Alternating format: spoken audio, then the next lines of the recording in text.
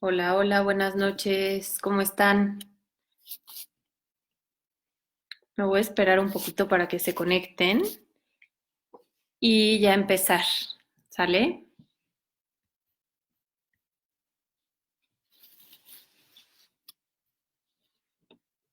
Listo.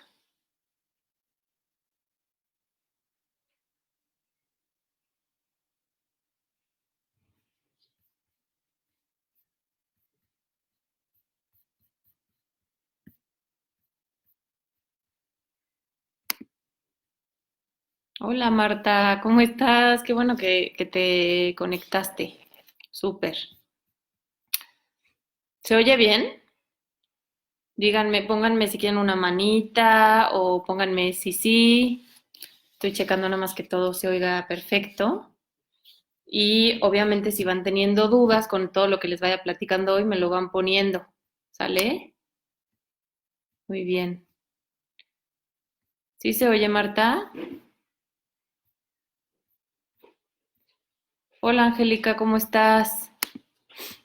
Sí, perfecto. Qué bueno que sí se oye bien. Súper. Me escuchan perfecto. Muy bien. Oigan, pues ya se están conectando varios. Qué padre. Eh, hola, Fer, súper. Me voy a esperar ya tantito más y ya me arranco justo con el tema de hoy, que es un gran tema, la verdad. Creo que además viene muy bien en general, pero justo en este momento que estamos viviendo. Entonces, pues vale la pena tocar pues todo este tema de cómo gestionar emociones, pero sobre todo en uno mismo, porque a veces queremos ayudar a nuestros hijos a gestionar emociones, pero sin voltearnos a ver a nosotras. Entonces ahí pues de pronto quizás no logramos lo que queremos lograr, ¿no? Y justo esta plática se trata de eso. Déjenme ver, Angélica. Te he escuchado en otras pláticas, en las pláticas de Wally Hill. Me han ayudado demasiado tus pláticas. Ay, qué padre, qué linda. Qué bueno. De eso se trata, de que, pues de que lo que pueda compartir sea de utilidad para todas. Y si van teniendo dudas, me lo ponen y de todas formas se queda aquí grabado. Y creo que se va a compartir en otras redes. Entonces, perfecto. Oigan, pues ya voy a empezar. Déjenme ver si se conecta alguien más, también para no hacerlas esperar a ustedes. Les voy contando si quieren un poquito de mí. Soy Aitana Farré, soy psicóloga de profesión y soy psicoterapeuta gestalt y narrativa para niños y adolescentes. Tengo un espacio terapéutico que se llama Artilugio Terapia, que está justo enfocado al desarrollo integral de niños, adolescentes y sus familias, y ofrecemos diferentes tipos de apoyo.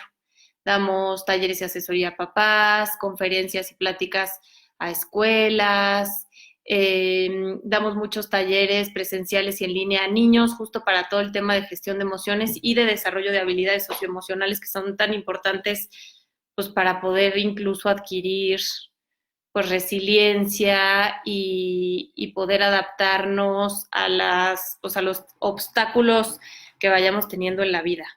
Y además soy mamá de 3 niñas, de unas gemelas de 4 años y de una bebé de 10 meses. Entonces, pues también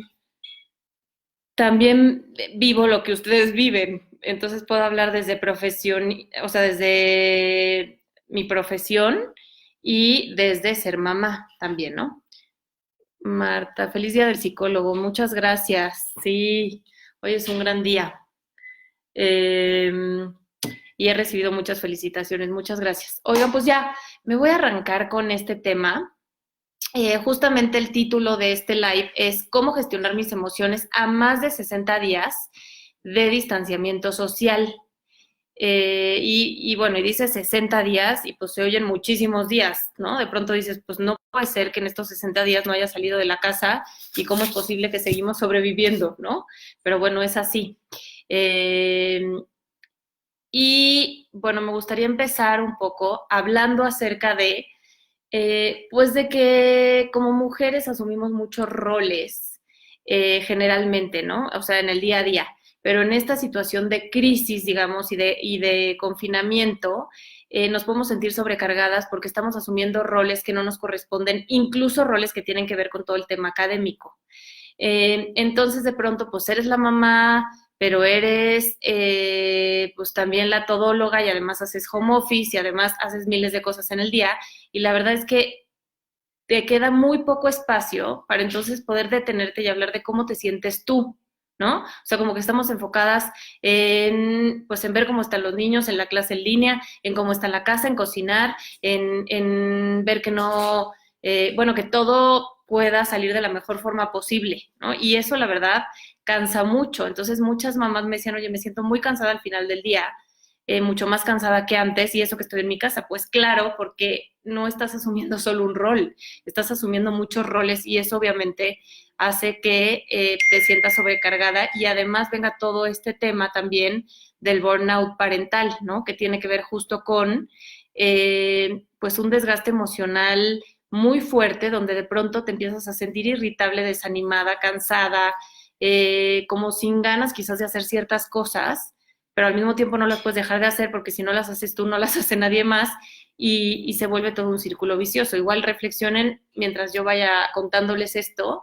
pues para ver si es algo que a ustedes les pasa, ¿no? Se han sentido desanimadas, sobrecargadas y que es normal, ¿no? Es normal sentirse así en una situación de crisis, pero ahora, ¿qué podemos hacer ante la crisis, ¿no? Que eso es como lo importante aquí.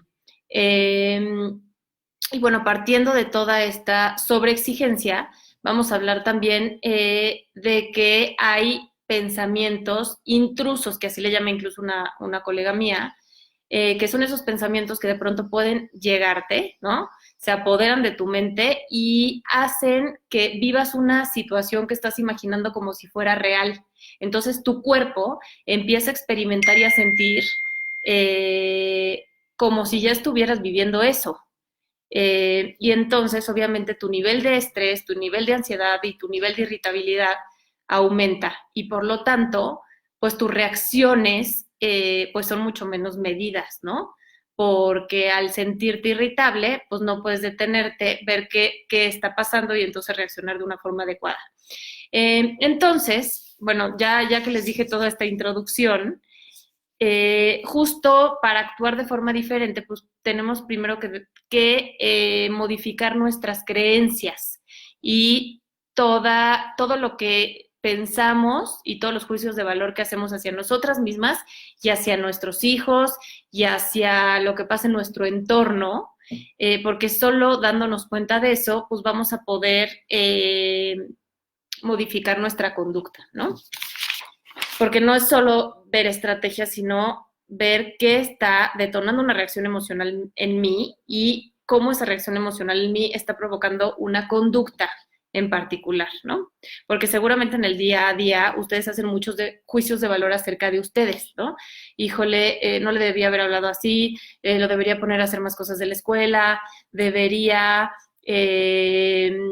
jugar más con él, estar más con él, no estar tanto en el celular, debería darle de comer cosas más nutritivas, etcétera, etcétera. Entonces eso provoca pues que te sobreexijas más, ¿no? Y justamente quiero contarles también cómo funciona el cerebro, porque eso es muy importante como tenerlo en cuenta. El cerebro, y esto también lo pueden revisar en el cerebro del niño, tiene dos hemisferios, ¿no? El hemisferio derecho y el hemisferio izquierdo. Cada hemisferio está encargado de ciertas funciones específicas. Entonces, el hemisferio izquierdo, digamos, es más práctico, es más lineal, es el que no contacta con las emociones, y el hemisferio derecho, pues, es el que contacta con con todas las sensaciones, con las emociones, pero en conjunto con el hemisferio izquierdo ayuda a tener como una película completa de lo que está pasando. El objetivo, digamos, en la educación sería trabajar, bueno, que esos hemisferios trabajaran en conjunto y de forma equilibrada para entonces tú poder tener respuestas asertivas adecuadas y poder entonces construir un vínculo afectivo seguro con tus hijos. Y aquí les pondría como este ejemplo, ¿no? Bueno, sí, un ejemplo para que ustedes piensen cuál es su predominancia de hemisferio, ¿no? Cerebral, si tienden más al hemisferio izquierdo o al hemisferio derecho.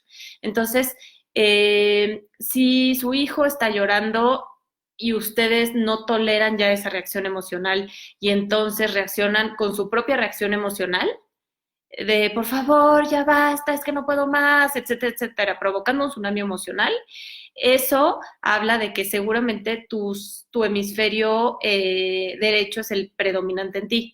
Pero si cuando hay una reacción emocional fuerte de tu hijo, reaccionas más negando la emoción y pidiéndole que cambie su conducta en ese momento y que la frene y que busque una solución, como yéndote a la parte más práctica, omitiendo, digamos, la parte de la emoción, entonces seguramente tu predominancia cerebral es más izquierda.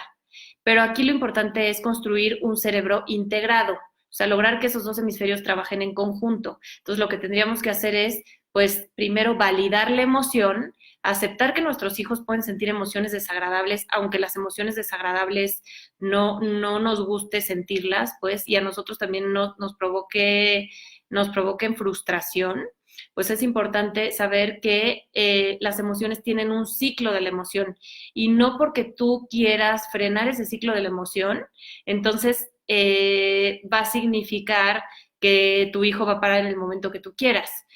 Más bien ahí vale la pena ser conscientes de que si está enojado, está frustrado, está triste y está llorando, haciendo un berrinche, quizás de forma descontrolada, pues no porque tú le digas que lo deje de hacer, lo va a dejar de hacer. Entonces, más bien hay que validar la emoción, o sea, desde el hemisferio derecho, decirle, entiendo que estás enojado, quizás no es la forma de reaccionar, voy a acompañarte en tu emoción, si quieres me quedo contigo, si quieres te doy tu espacio y ya, no decimos nada más. Y ya que pasó el ciclo de la emoción, entonces ya rediriges la conducta. O sea, redirigir la conducta significa justamente, ya que se tranquilizó, entonces hacer un recuento con el hemisferio izquierdo, que es el lógico, de todo lo que pasó. Oye, ahorita te enojaste porque te pedí que dejaras de ver la tele, pero, y se vale enojarse, pero a ver, cuéntame cómo fue tu reacción, qué lograste con eso, cómo te sentiste, cómo te gustaría hacerlo de una forma diferente la siguiente vez. Entonces ahí estás conectando y redireccionando. Y otra parte importante del cerebro es que el cerebro tiene dos partes importantes, ¿no? Además de estos hemisferios. Está el cerebro superior y el cerebro inferior. El cerebro inferior es con el que nacemos y es el que te ayuda a la supervivencia. Son todas las funciones básicas que regula el sistema nervioso autónomo, o sea que tú no tienes que decirle al cerebro ciertas cosas, sino que más bien el cerebro manda unas señales a tu cuerpo para que se activen ciertos procesos y entonces tú puedas reaccionar de una forma en la que puedas huir o protegerte, ¿no? Y el cerebro superior es el que se va construyendo con las experiencias que vamos teniendo y con los aprendizajes que vamos teniendo. Entonces, el cerebro superior y toda la estructura cerebral que está, digamos, diseñada para lograr un buen autocontrol y autorregulación emocional, en teoría, se logra hasta los 20 años. Eso no quiere decir que antes no podamos hacer nada. Claro que podemos hacer cosas, ¿no? Como esto que les decía de conecta y redirige, pero es importante conocer cómo funciona el cerebro porque conforme son los niños más pequeños les va a costar más trabajo regular sus emociones porque no van a poder acceder al cerebro superior. No sé si alguien de aquí ya leyó El cerebro del niño, pero justo ahí hacen una analogía del cerebro, digamos, como si fuera una casa de dos pisos y el piso de abajo es el cerebro inferior y el piso de abajo es el cerebro superior. La escalera, lo que tenemos que hacer como adultos y figuras de cuidado es construir la escalera de la mente para poder transitar pues, del piso de abajo al de arriba, del de arriba al de abajo, ¿no? De forma tranquila y regulada. Y también hacen una imagen con el puño, donde justamente este es el cerebro, abro el puño y aquí está el cerebro inferior o primitivo y este es el cerebro superior que se va a construir. Lo que tenemos que lograr con las herramientas que vayamos construyendo con el cerebro superior es que el superior, cuando hay una descarga emocional fuerte, pueda abrazar al cerebro inferior y así evitar que haya reacciones emocionales fuertes. Nosotras como adultas, en teoría, pues ya tendríamos que lograr abrazar con nuestras herramientas al cerebro inferior y no reaccionar de manera impulsiva o inadecuada, generando quizás que luego nos arrepintamos de la forma en la que estamos interactuando con los demás o con nuestros hijos en este caso. Entonces les explico esto un poco para entender pues desde dónde estamos partiendo, ¿no? Y que en una situación de crisis como la que estamos viviendo en este momento, el cerebro primitivo está a tope porque obviamente se da cuenta de que estamos en una situación nueva donde nos tenemos que adaptar.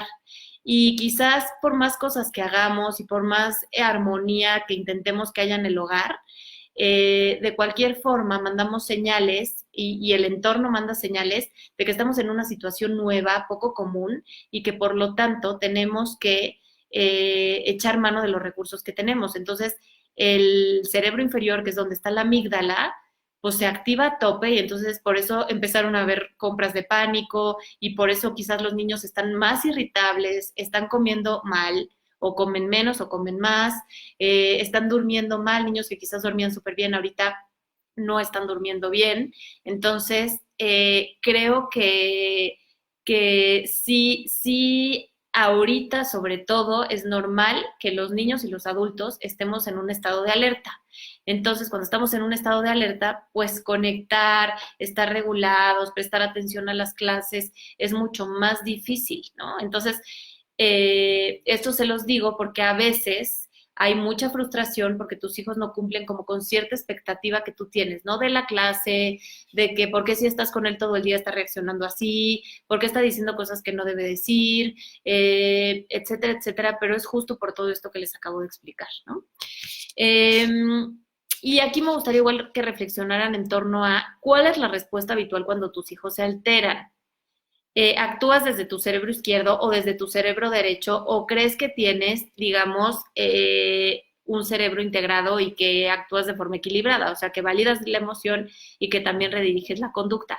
O de plano te estás dando cuenta que ahorita estás sobreviviendo, que la amígdala está a tope y que te está costando mucho trabajo acceder tanto al cerebro superior como a la parte de integración de los hemisferios. Entonces, quizás te estás dando cuenta que reacciones de tus hijos que antes no te detonaban como ahora, ahorita sí te están detonando mucho y están provocando ciertas reacciones emocionales en ti, que entonces están provocando una conducta o una reacción exacerbada, ¿no? Entonces piensa si tus reacciones están siendo exacerbadas o no, ¿no? O sea, ¿cómo crees que están siendo, digamos, tus reacciones en este momento? Y, y bueno, también hablar de que para poder lograr una buena autogestión de emociones, una buena gestión de emociones, es importante primero conocer para qué sirven las emociones básicas.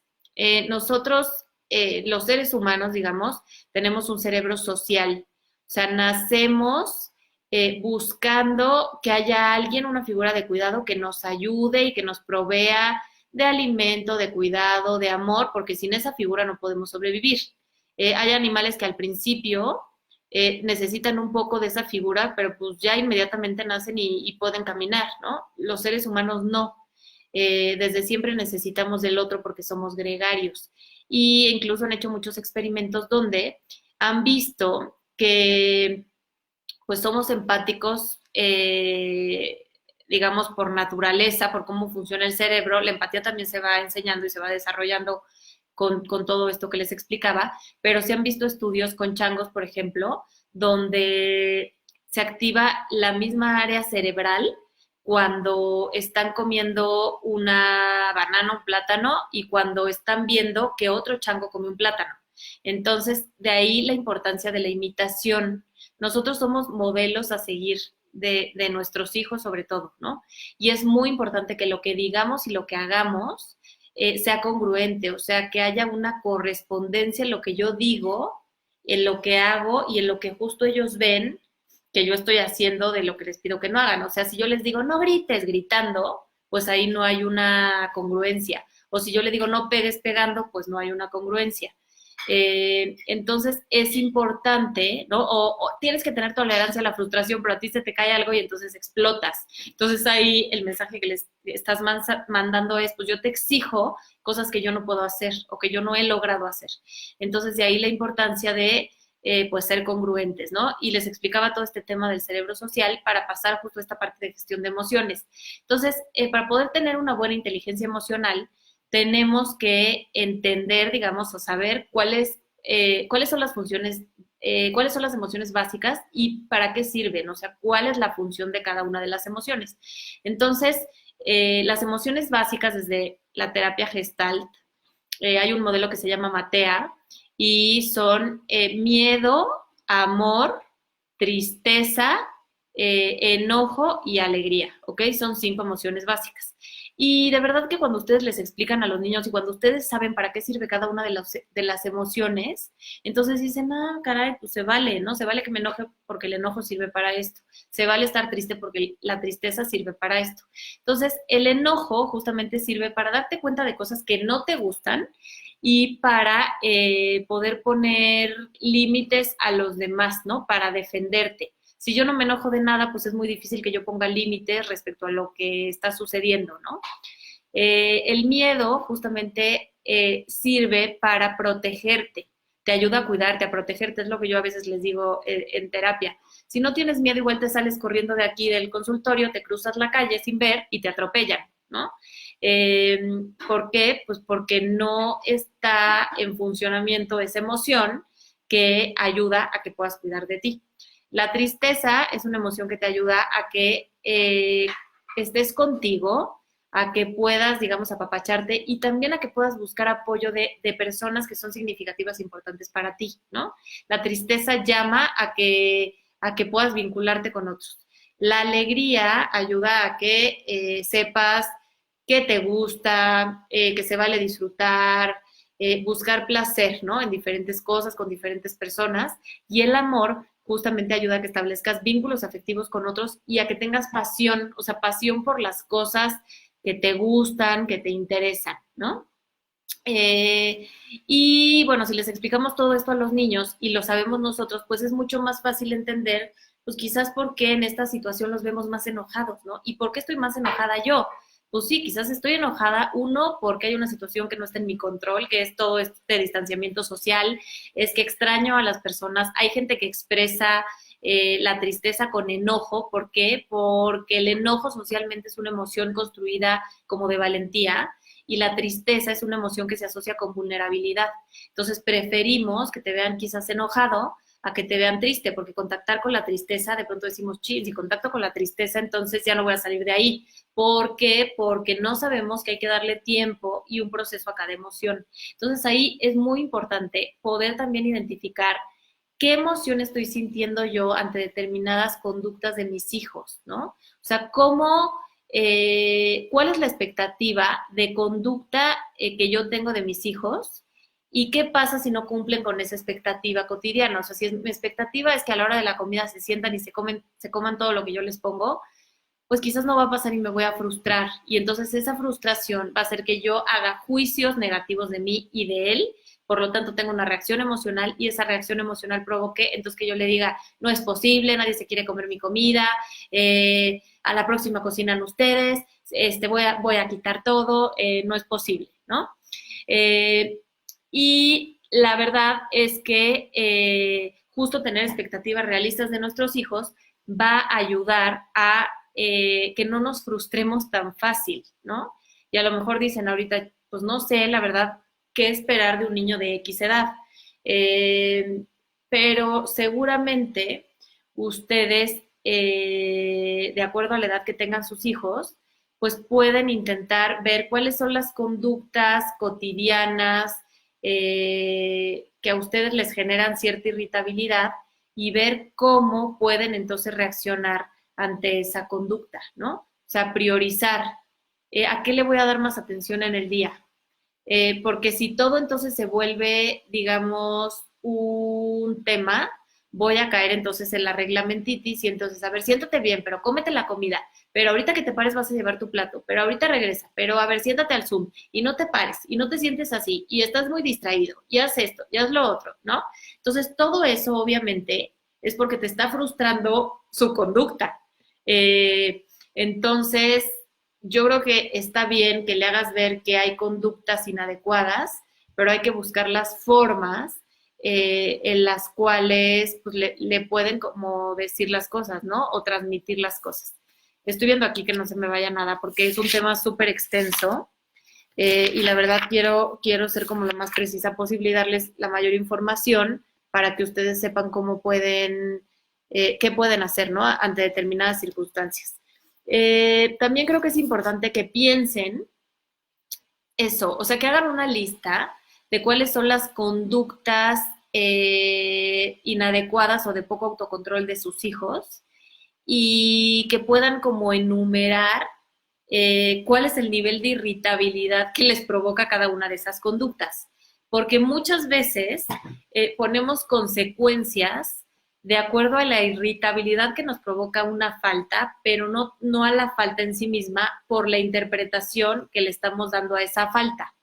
Entonces, si siempre ponemos la misma consecuencia porque yo estoy irritable y entonces le digo que ya no va a ver la tele o le voy a quitar el iPad o X cosa, pues cuando tenga una conducta pues igual grave, pues él ya no va a saber diferenciar, ¿no? Y entonces lo que queremos también enseñar es pues que todas las conductas tienen un nivel distinto de gravedad y que las consecuencias ante esas conductas pues tienen que corresponder con la falta, ¿no? Entonces hay faltas leves, hay faltas intermedias, hay faltas graves y hay faltas extraordinarias. Entonces las faltas leves son, digamos, las que ocurren en lo cotidiano, pero que no afectan contra un valor prioritario en tu familia. Por ejemplo, que no te hace caso, que no se quiere lavar los dientes, que se pelea con el hermano, que no se mete a bañar. Las faltas intermedias son faltas leves que has intentado corregir de muchas formas, pero que no se han podido corregir. Una falta leve se puede volver intermedia, pero una falta grave, perdón, pero una falta leve o intermedia jamás se puede volver grave. Las faltas graves tienen que ver con cuando ya se atenta contra un valor prioritario de la familia y contra ti mismo, digamos, o contra alguien más. Y las extraordinarias ya tienen que ver con una falta hacia ti mismo, ¿no? Donde te pones en riesgo. Entonces, si no sabemos, digamos, tipificar esas faltas, pues quizás todas las conductas de mi hijo van a generar una reacción en mí, una reacción emocional y por lo tanto una conducta exagerada o exacerbada. Entonces mi gestión de emociones ahí pues no va a ser adecuada porque la emoción va a bloquear justamente este cerebro superior que les explicaba que tiene todas las estrategias y entonces no voy a poder dar respuestas adecuadas para enseñarles a mis hijos también cuál es la respuesta adecuada ante determinada situación, ¿no? Déjenme nada más leer aquí. ¿Cuál será la manera correcta de decir todo lo que dijiste? Híjole, Marta, dime de todo lo que dije. Dime, si me pones puntualmente qué, ahorita te digo cuál es la manera correcta. Nada más si me lo pueden poner como más puntual, mil gracias. Y bueno, ¿qué determina tu conducta? Eso también es muy importante. Les contaba al principio de estos pensamientos que aparecen de pronto, que hacen que vivas una reacción emocional por algo que estás imaginando, como si ya estuviera pasando, pero solo lo estás imaginando, ¿no? Por juicios que haces de ti o por juicios que haces del otro. Y eso provoca una reacción emocional y por lo tanto, eso provoca una conducta inadecuada. Entonces, yo para poder cambiar mi conducta, voy a tener que identificar primero los pensamientos, digamos, que provocan esa reacción emocional. Entonces, digamos, hay un evento detonador que es A, o sea, mi hijo hace un berrinche. Después está C, hay una reacción emocional y después hay una reacción conductual. Pero entre A y C está B, o sea, yo no puedo pasar directo, ¿no? No es solo estímulo-respuesta, hay algo que está provocando esa reacción emocional. Entonces, entre el berrinche o que no me hace caso y entre mi reacción emocional y mi conducta al berrinche, hay una serie de pensamientos, creencias, experiencias que provocan que justamente pues no estés viendo el hecho tal cual, ¿no? Como, bueno, es un berrinche, no voy a ceder, le voy a dar tiempo a su emoción y después va a pasar, sino más bien entonces aparecen todos estos pensamientos que incluso Vidal Schmil llama pensamientos, llama basura cognitiva. Entonces él dice, hay que barrer toda la basura cognitiva que tenemos primero para entonces poder cambiar una reacción emocional y por lo tanto una conducta. Pero si no identifico esos pensamientos, va a ser muy complicado solo cambiar esa conducta. ¿Ok? Y bueno, les voy a dar algunos ejemplos de esos pensamientos negativos, ¿no? De toda esa basura cognitiva y escuchen bien para que vean qué tipo de pensamiento o sesgo cognitivo creen que aparece más a menudo, ¿ok? Entonces ahí les va. Catastrofismo es justo decirte a ti mismo que todo es terrible, que nunca va a pasar, que nunca se va a portar bien, que nunca lo va a lograr. Es como ver las cosas, como hacerte, digamos, eventos, digamos, o futuros funestos de situaciones que están pasando, ¿no? E imaginarte lo peor. La personalización quiere decir tomarte las cosas personales, ¿no?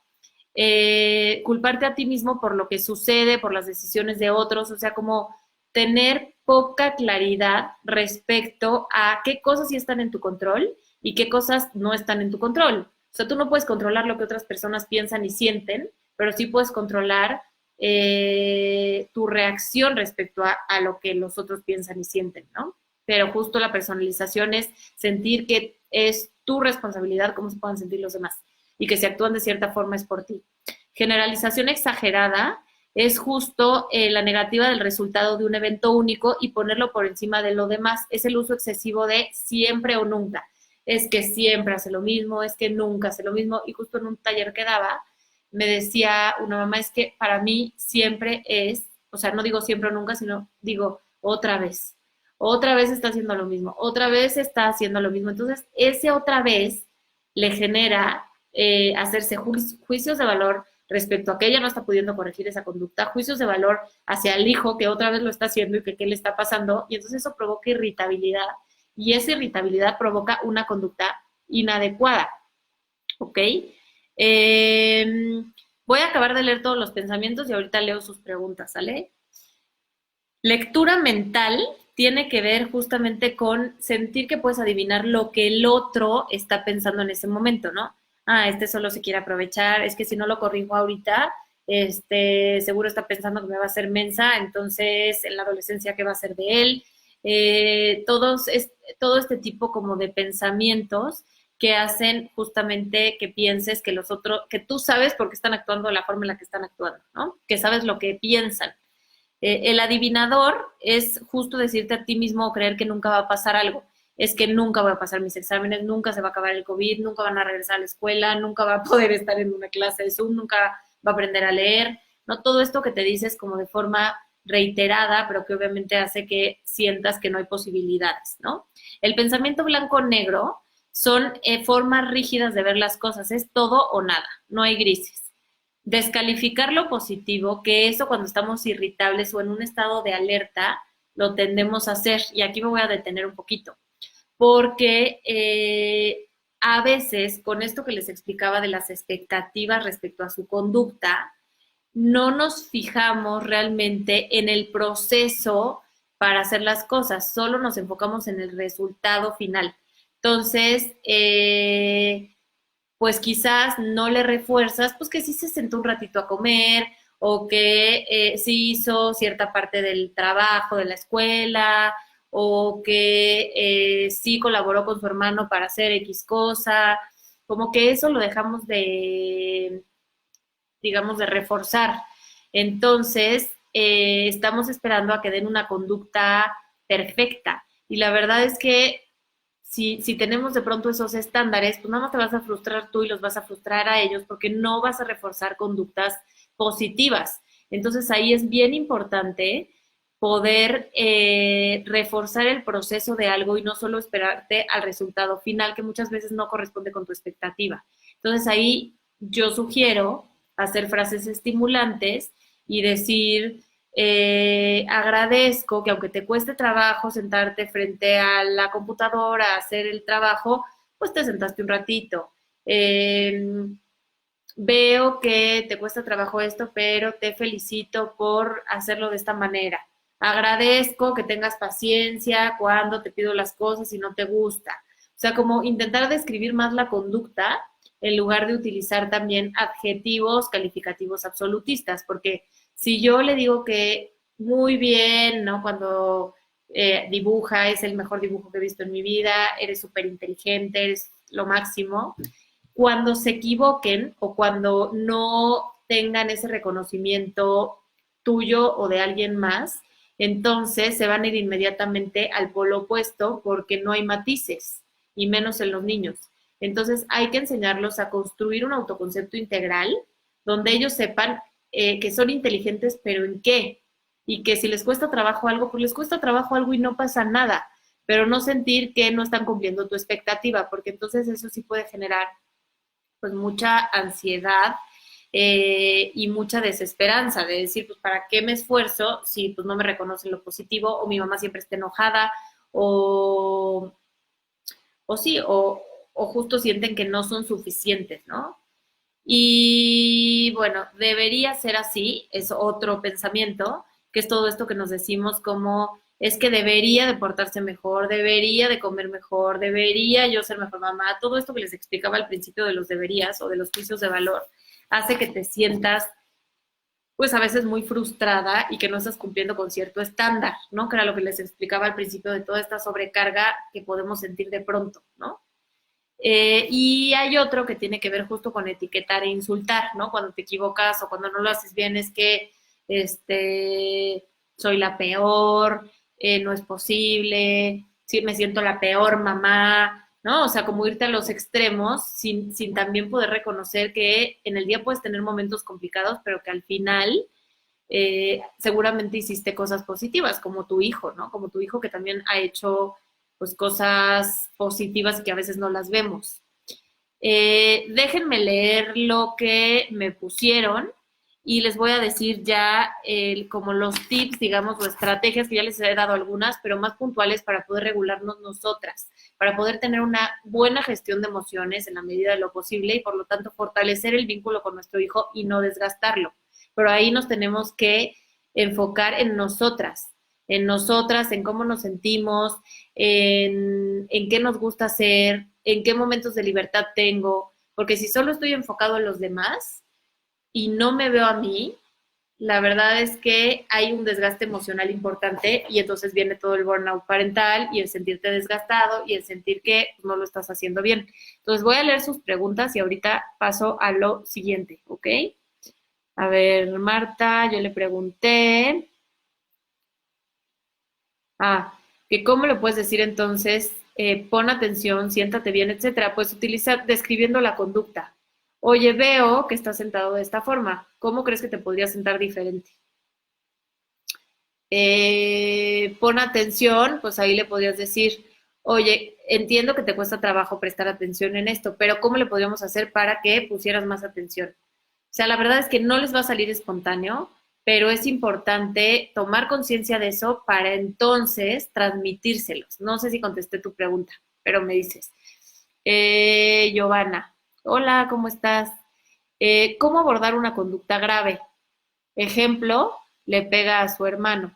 Sí, bueno, ahí ya es un tema de límites, habría que conocer como todo el contexto, pero ahí siempre que hay un golpe o una agresión, es importante hacer ver que eso no está permitido, o sea, no le puedes pegar a tu hermano porque lo lastimas, entiendo que estés enojado, pero no puedes reaccionar así, y hay que buscar que ofrezca una conducta y que resarza el daño. O sea, ¿cómo puede resarcir el daño? Porque si no hacemos que resarce el daño, no va a construir y generar empatía. Si solo, por ejemplo, ponemos una consecuencia de, y entonces te vas a tu cuarto y ya no puedes esto hasta que le dejes de pegar y lo trates bien, pues la verdad es que ahí es más un castigo porque realmente no está aprendiendo por qué no le debe de pegar.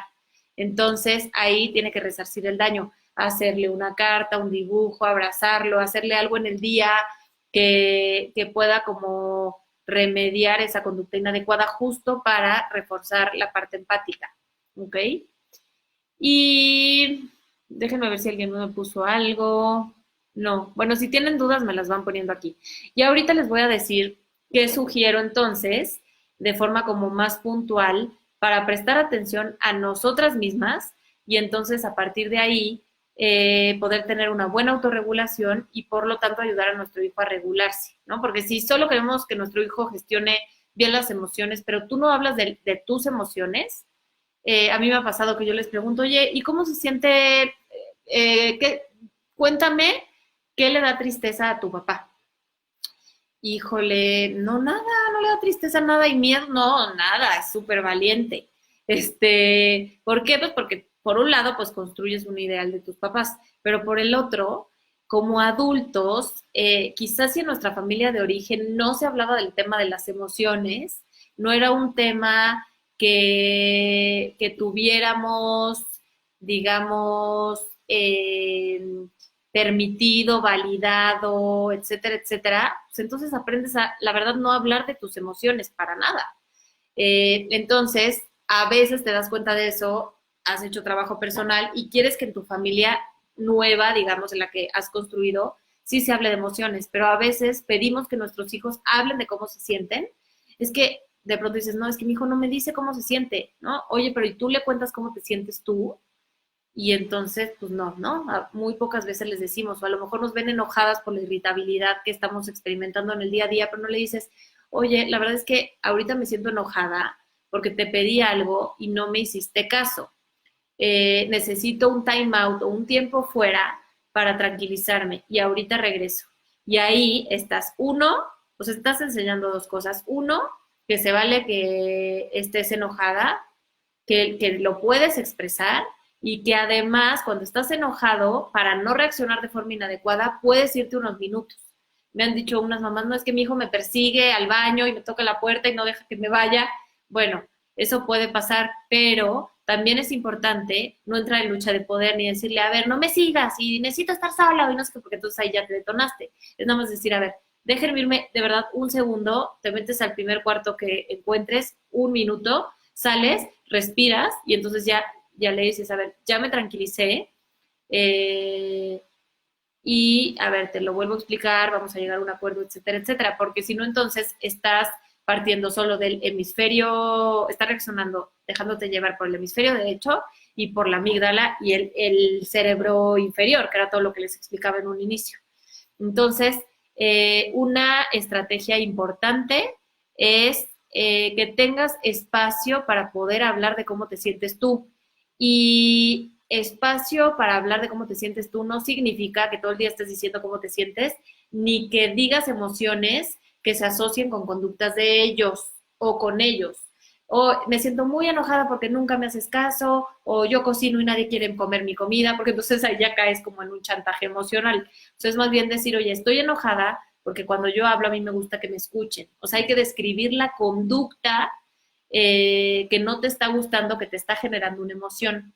Y si en el día de plano no tuviste chance de hacerlo, pueden tener un diario emocional con sus hijos todos los días o cuando ustedes quieran, donde cada miembro de la familia dibuje o escriba, dependiendo de la edad, la emoción que más sintieron en el día y por qué. Y que ahí se roten las emociones, porque a veces los niños solo dicen felicidad, o a lo mejor tú como mamá siempre dices feliz, ¿no? También. Pues no, fuérzate, digamos, a hablar de emociones desagradables que no se asocien con cosas de ellos, sino con cosas independientes para que no sientan que son responsables de tus emociones, pero que sepan que se vale hablar de emociones y que tú estás dándole ese espacio y esa validación a la emoción que está experimentando, ¿ok? Eso es muy importante. Ten espacio para hablar de tus emociones y tómate un tiempo, un time out, ¿ok? Eso se vale muchísimo. Ahora, otra cosa es encontrar en el día momentos o ventanas de libertad, ¿no? ¿Esto qué quiere decir? Que aunque yo en el día esté sobreviviendo y esté como loca resolviendo miles de cosas, eh, destine, aunque sean de verdad 2 minutos, para hacer algo donde sienta que lo estoy haciendo para mí y que es mi ventana de libertad. Ya sea tomarme un café en mi cama, eso siempre lo digo porque es mi momento de libertad. Aunque sean 2 minutos y después vaya por la bebé que está llorando, lo que sea, yo me tomo mi café y ya, ¿no? O 2 tragos de café en la cama y ya con eso les prometo que me cambia el día. O otra mamá me decía, prender una vela en la noche, o ponerme una crema en los pies, o tomarme una copa de vino, o ver una jacaranda, o también puede ser un momento de libertad de estar con alguien más, ¿no? Y si eso te nutre a ti, está perfecto. Pero sí busquen esos momentos de libertad e intenten tener un hobby. Quizás ahorita es muy difícil, pero algo, ya sea leer, escribir, bailar, tomar una clase en línea que les guste, asomarse por la ventana, hablar con alguien que extrañan, o sea, tener como espacios o momentos de libertad son muy importantes y eso de verdad que las nutre y las ayuda. Eh, Déjenme, bueno, ahorita les prometo que voy a leer todas sus preguntas. Pati Beltrán, mi hora de ejercicio. Sí, es súper importante. A ver, si pueden, váyanme escribiendo aquí, que siempre me gusta leer, qué momentos o ventanas de libertad tienen. Es súper importante y si no saben bien, piénsenlas piénsenlas y pongan una que si no tienen, la van a desarrollar o van a intentar tener ese momento en su día a día. Eso es súper importante, de verdad. Hola Ivana, ¿cómo estás? Bueno, piensen en esos momentos de libertad que tienen en el día, el que sea. Ya les di una lista y si no lo tienen, les digo, búsquenlo, busquen ese momento de libertad. El ejercicio, el café, la ventana, o sea, asomarse por la ventana, hablar con alguien que quieren, un mensaje, escribir algo, lo que crean, que sientan que los nutre, ¿ok? Eso es muy, muy importante. Eh, Verbaliza cómo te sientes para ser el modelo a seguir, pues es lo que les decía, ¿no? Ten espacio para hablar de tus emociones.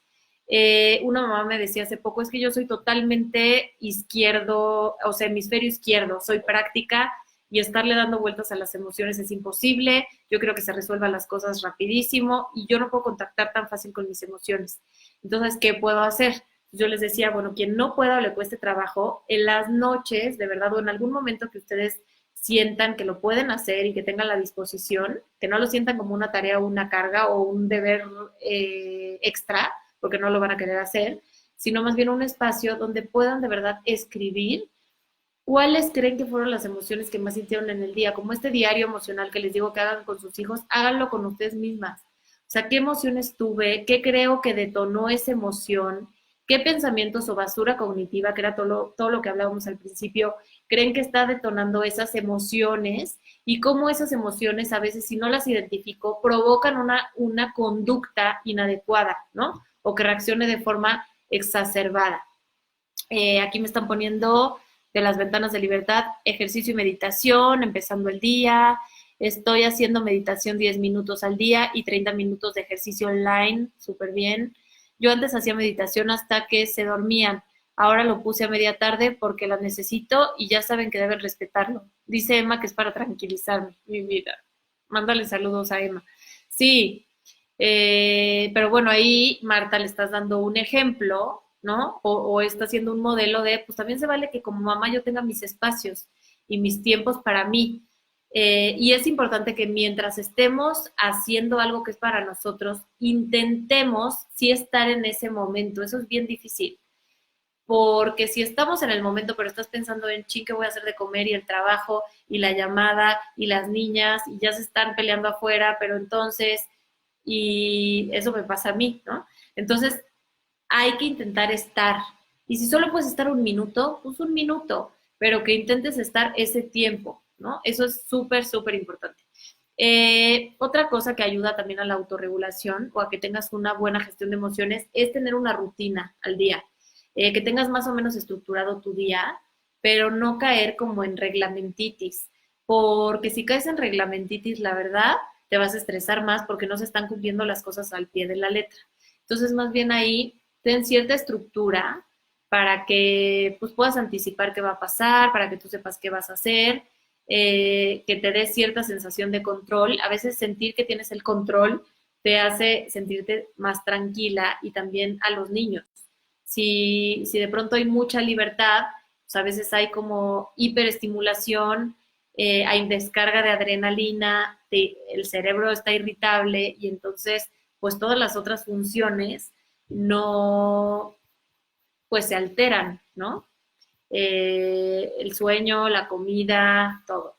Entonces, sí es importante tener una rutina estructurada en el día a día, pero flexible, ¿ok? Eso es importante. Otra, practica la respiración. Igual suena cliché, pero es muy importante. O sea, al final, la respiración es la única herramienta que tienes contigo y para ti. O sea, que si estás alterada, como tú misma, quizás le dices a tus hijos, a ver, respira, cálmate, tranquilízate, ¿no? Y tú estás fúrica, gritando y no puedes respirar ni tranquilizarte porque no sabes cómo. Entonces ahí es muy importante aprender ciertas herramientas de respiración. Hay un libro muy bonito que se llama Respira como oso, que son respiraciones para diferentes cosas, incluso hay respiraciones para relajarte, para prestar más atención, para gestionar mejor tus emociones, etcétera.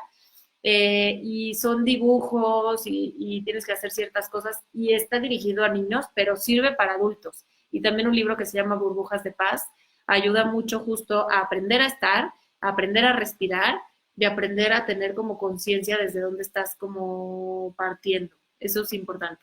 Otra muy importante es no asumir roles que no te corresponden, o sea, no eres la maestra, no está en tu control total que tu hijo desarrolle todas las habilidades que tiene que desarrollar y los conocimientos que tiene que adquirir en este ciclo escolar, que ya no va a regresar a la escuela de forma presencial. Si tú sientes que es tu responsabilidad, entonces creo que ahí puedes sentirte muy frustrada si de pronto ves que no están logrando las cosas como tú tienes esa expectativa, ¿no? Como la expectativa que tienes de cómo lo tendría que hacer. Entonces ahí es importante que sepas que no es tu rol, que en tu rol está ayudarlo a desarrollar ciertas habilidades que tiene que desarrollar en el día a día, que tus acciones cotidianas te acerquen, digamos, al objetivo de educación que tú quieres tener con tus hijos.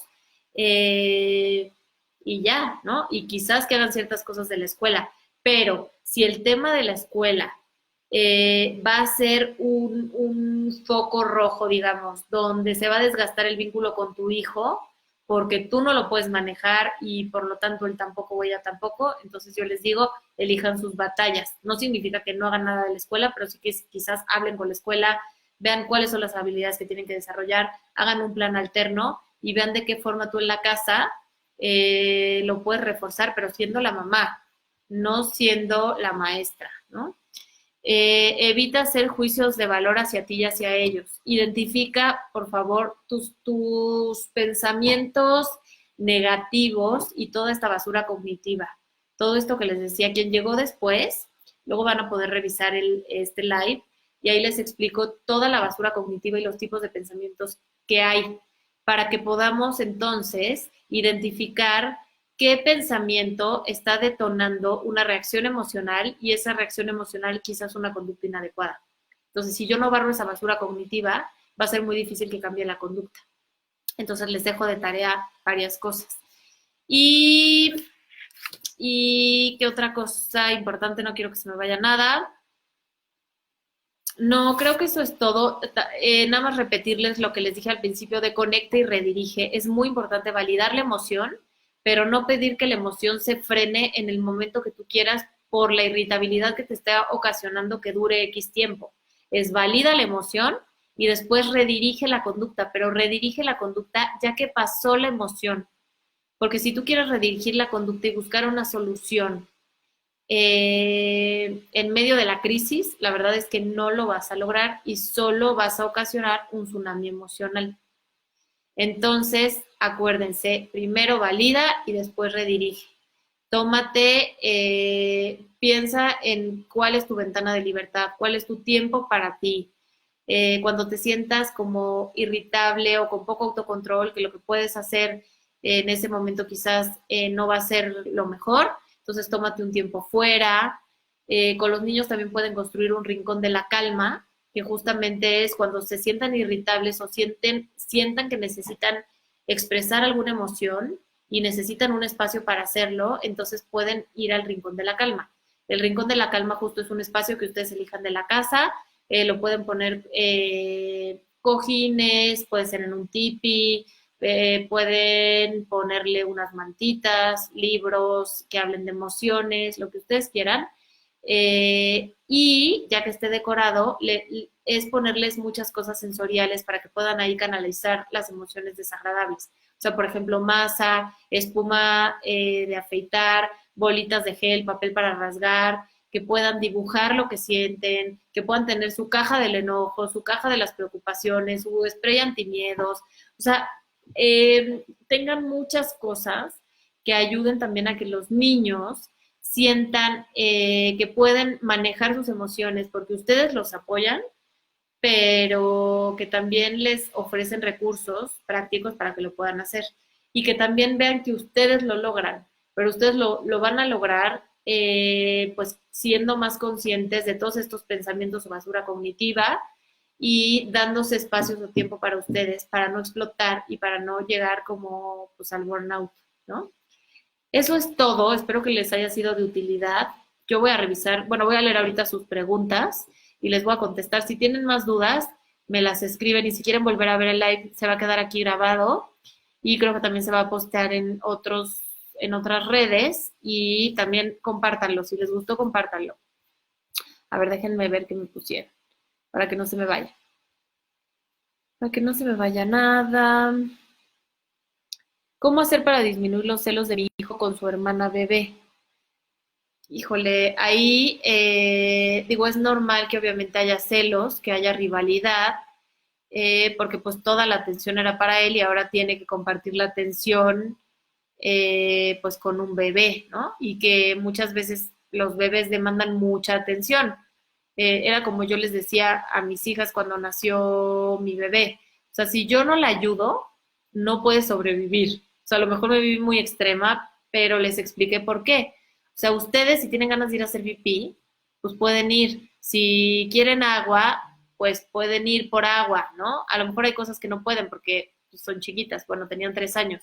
Eh, pero hay cosas, les decía, ustedes pueden hablar, pueden pedir ayuda, ella no lo puede hacer. Entonces, si yo no la ayudo, ella no puede sobrevivir y tú sí.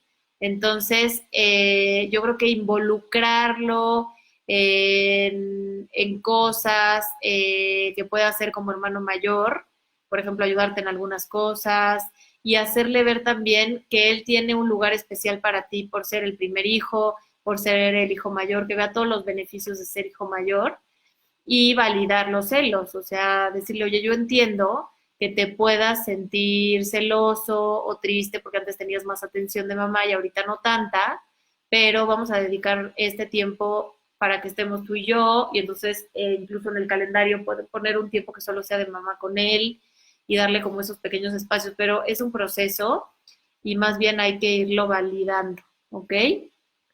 Mm, déjenme ver más preguntas.